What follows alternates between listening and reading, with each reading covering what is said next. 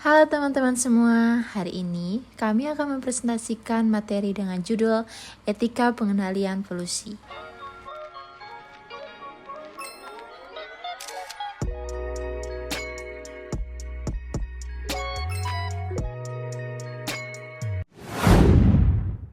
Baik, untuk materi pertama yaitu pengertian etika pengendalian polusi. Pengendalian polusi adalah serangkaian upaya untuk mengurangi, mengendalikan atau menghilangkan polusi yang dapat merusak lingkungan, kesehatan manusia dan juga ekosistem. Polusi dapat berupa pencemaran udara, air, tanah, atau suara yang disebabkan oleh aktivitas manusia seperti industri, transportasi, dan penggunaan bahan kimia. Pengendalian polusi bertujuan untuk menjaga kualitas hidup manusia dan berkelanjutan lingkungan. Selanjutnya yaitu ada pandangan yang meyakini bahwa manusia berhak atas lingkungan yang bersih dari polusi, sehat, dan bermanfaat. Menurut William Blackstone, adalah orang yang mengamalkan bahwa kehidupan lingkungan yang sehat itu tidak saja berkaitan dengan kenyamanan, tetapi juga merupakan hak manusia.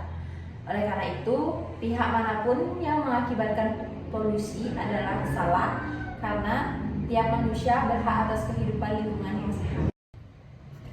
Selanjutnya yaitu ada utilitarianisme dan pengendalian parsial. Utilitarianisme ini memberikan suatu cara guna menjawab pertanyaan yang tidak dapat dijawab teori hak-hak lingkungan Blackstone. Pendekatan utilitarian menyatakan bahwa seseorang perlu berusaha menghindari polusi karena dia juga tidak ingin merugikan kesejahteraan manusia atau masyarakat, biaya pribadi dan biaya sosial. Ketika suatu perusahaan mencemari lingkungan, maka biaya pribadi selalu lebih kecil dibandingkan dengan biaya sosial.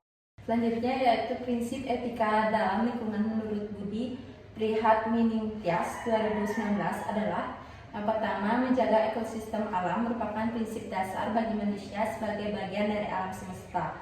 Yang kedua, tanggung jawab bukan bersifat individu melainkan kolektif yang menuntut manusia untuk mengambil praaksa, usaha, kebijakan, dan tindakan bersama secara nyata untuk menjaga alam semesta beserta isinya. Yang ketiga, prinsip solidaritas yang membangkitkan rasa kebersamaan dengan menjaga ekosistem alam dan makhluk hidup sehingga mendorong manusia untuk menyelamatkan lingkungan.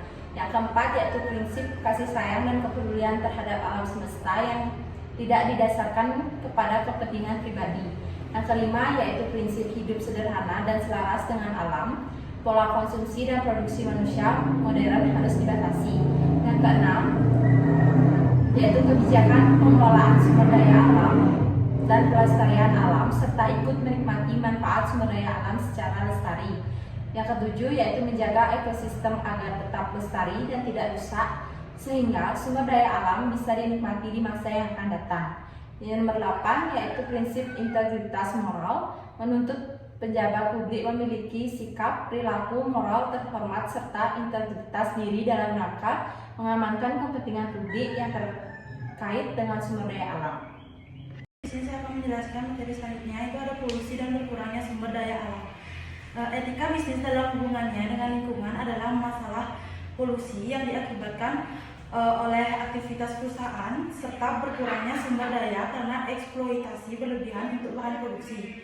Kedua permasalahan tersebut merupakan permasalahan utama etika bisnis lingkungan. Polusi di sini dapat terjadi di udara, air, serta tanah. Polusi udara terjadi ketika udara mengandung gas rumah hijau yang menyebabkan pemanasan global.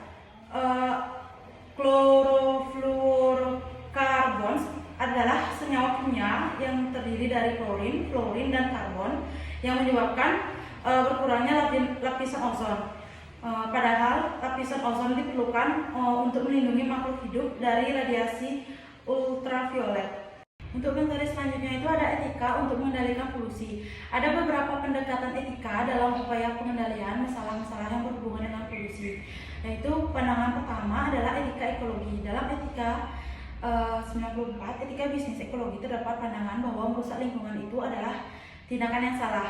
Hal ini karena lingkungan memiliki nilai tersendiri sehingga walaupun klaim pemanfaatan lingkungan untuk manusia kalau prosesnya dilalui dengan merusak lingkungan, maka tindakan tersebut secara etika adalah salah.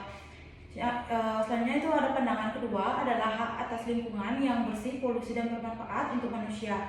Menurut William T. Blackstone adalah orang yang menggambarkan bahwa kehidupan lingkungan yang sehat itu tidak saja berkaitan dengan kenyamanan, namun juga merupakan hak manusia. Oleh karena itu, pihak manapun yang mengakibatkan polusi adalah salah karena tiap manusia berhak atas kehidupan lingkungan yang sehat. Selanjutnya itu ada pandangan ketiga, memperlakukan polusi sebagai suatu biaya eksternal yang merusak pasar. Hal ini karena akan berakibat kelebihan produksi dan menjadikan jatuhnya harga barang. Dan pandangan lainnya yang beranggapan bahwa degradasi lingkungan berakar dari sistem sosial yang cenderung bersifat hierarki dan dominan atau pandangan ekologi sosial, atau adanya dominasi lelaki terhadap alam dan perempuan atau pandangan ekofeminisme. Oleh karena itu, menurut pandangan ekologi sosial dan ekofeminisme itu sistem sosial di masyarakat seperti kawasan dengan jalan membangun kerjasama antar stakeholder yang difasilitasi oleh perusahaan. Untuk materi selanjutnya itu ada faktor-faktor dalam pengendalian etika polusi. Itu yang pertama ada tanggung jawab moral terhadap lingkungan. Etika pengendalian polusi berfokus pada kewajiban moral manusia untuk menjaga kelestarian alam bagi generasi yang akan datang.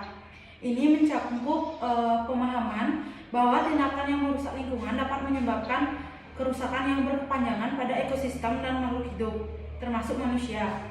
Dan yang kedua ada keadilan sosial. Polusi seringkali memberikan dampak yang lebih besar kepada komunitas yang kurang mampu atau marginal. Oleh karena itu, ada prinsip keadilan sosial yang menuntut agar dampak polusi tidak membebani kelompok tertentu secara tidak adil.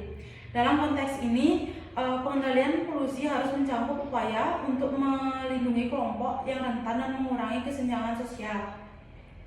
Dan yang ketiga itu ada hak untuk hidup sehat. Setiap individu itu memiliki hak untuk hidup di lingkungan yang sehat. Jadi, oleh karena itu, pengendalian polusi harus mempertimbangkan hak-hak dasar manusia untuk tidak terpapar bahan berbahaya atau polutan yang dapat membahayakan kesehatan. Dan yang keempat ada prinsip pencegahan, di mana etika pengendalian polusi juga mengedepankan prinsip pencegahan yang berarti bahwa tindakan untuk mengurangi atau menghilangkan polusi harus dilakukan lebih awal sebelum dampaknya menjadi lebih besar dan lebih sulit diatasi. Prinsip ini mendukung perlunya tindakan yang proaktif dalam menjaga kebersihan lingkungan. Dan yang kelima itu ada tanggung jawab ekonomi. Pengendalian polusi sering kali membutuhkan biaya yang signifikan, baik dari sektor pemerintah maupun sektor swasta. Etika pengendalian polusi menyarankan agar biaya ini tidak hanya ditanggung oleh individu atau kelompok tertentu, tetapi dibagi secara adil di seluruh masyarakat. Ini termasuk alokasi dana yang tepat untuk pengembangan teknologi ramah lingkungan. Dan yang keenam itu ada berkelanjutan atau sustainability. Dalam pengendalian polusi, prinsip keberlanjutan juga sangat penting. Upaya pengendalian polusi harus memperhatikan keseimbangan antara kebutuhan ekonomi, sosial, dan lingkungan. Tindakan yang diambil tidak boleh merusak kemampuan ekosistem untuk memenuhi kebutuhan manusia di masa depan. Dan yang ketujuh itu ada transparansi dan partisipasi publik. Baik, di sini saya akan membaca kesimpulan. Etika pengendalian polusi merupakan bagian penting dalam etika bisnis modern yang menekankan tanggung jawab moral dan sosial perusahaan terhadap lingkungan. Polusi yang berasal dari aktivitas industri dan konsumsi manusia berdampak langsung pada kerusakan ekosistem, kesehatan masyarakat, serta berkelanjutan sumber daya alam. Oleh karena itu, pelaku bisnis dituntut tidak hanya fokus pada keuntungan jangka pendek, tetapi juga mempertimbangkan dampak jangka panjang terhadap lingkungan dan generasi masa depan. Beberapa pendekatan etika digunakan dalam mengatasi permasalahan polusi, antara lain itu ada etika ekologi, baik dangkal maupun dalam, teori hak atas lingkungan, utilitarianisme, serta perspektif ekologi sosial dan ekofeminisme. Pendekatan ini menekankan pentingnya perlindungan terhadap lingkungan sebagai entitas bernilai intrinsik, hak dasar manusia atas lingkungan bersih, keadilan sosial, dan pengakuan terhadap hak makhluk hidup non-manusia. Untuk itu, prinsip-prinsip etis seperti tanggung jawab moral, keadilan, berkelanjutan, solidaritas, kejujuran, dan integritas moral menjadi landasan penting dalam praktik bisnis yang bertanggung jawab. Penerapan Corporate Social Responsibility atau CSR menjadi salah satu bentuk nyata dari komitmen etis perusahaan terhadap pelestarian lingkungan. Dengan memahami dan menerapkan etika dalam pengendalian polusi, diharapkan terciptanya keseimbangan antara pembangunan ekonomi dan pelestarian lingkungan yang berkelanjutan.